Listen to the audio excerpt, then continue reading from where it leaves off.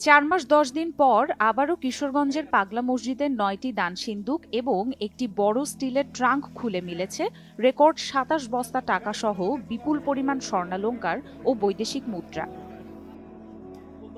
20 April সকাল 7:30টা থেকে সিন্দুক খুলে শুরু হয়েছে গণনার কাজ। সবকিছু মিলিয়েই আমরা এই অর্থ ব্যাংকে বরাদ্দ থাকে। আমি বলবো যে ইতিমধ্যে পাগলা মসজিদের আমরা যে কমিটি আছি, আমরা অত্যাধুনিক একটা মসজিদ নির্মাণের ক্ষেত্রে অনেক দূরে এগিয়ে গেছি।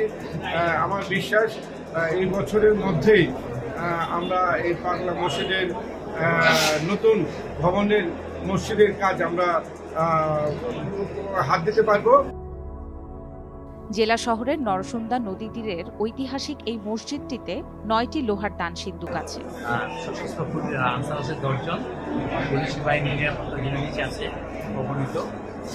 ব্যাংকের থেকে 80 জন কর্মচারী নিয়ে টাকা গোনা কাজ আরম্ভ হয়েছে। আমরা কাজ করতেছি। আপনারা দেখতেছেন, ইনশাল্লাহ হয়তো কিছুক্ষণ পরে আমরা একটা সংখ্যা দিতে পারবো কত হয়েছে। মসজিদ কর্তৃপক্ষ জানায়, এবার রোজা ও ঈদের কারণে সিন্দুকগুলো আগেই ভরে যাওয়ায় 2 সপ্তাহ আগে 2 সিন্দুকের সমান আরও একটি স্টিলের ট্রাঙ্ক যোগ করা হয়। আপনারা জানেন মানুষের খুব একটা বড় আবেগের জায়গা হচ্ছে এই মসজিদ।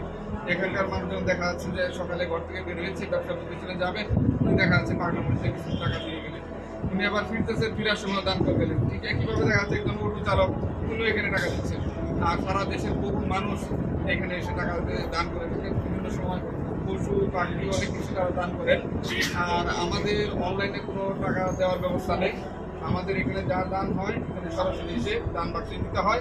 প্রতি 3 থেকে 4 মাস পর পর এই সিন্দুক খোলা হলেও এবার একটু দেরিতে, অর্থাৎ 4 মাস 10 দিন পর খোলা হয়েছে।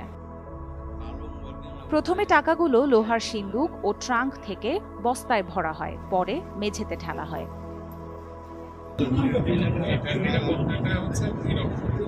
আজকে টাকা গণনা হচ্ছে, এই টাকা করলে ব্যাংকে বলছে এটা এক ধরনের নিরাপত্তা।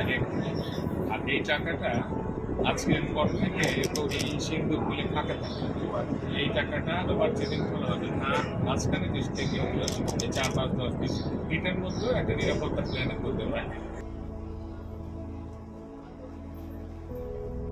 এখন চলছে গণনার কাজ। গণনা শেষে টাকার পরিমাণ বলা যাবে।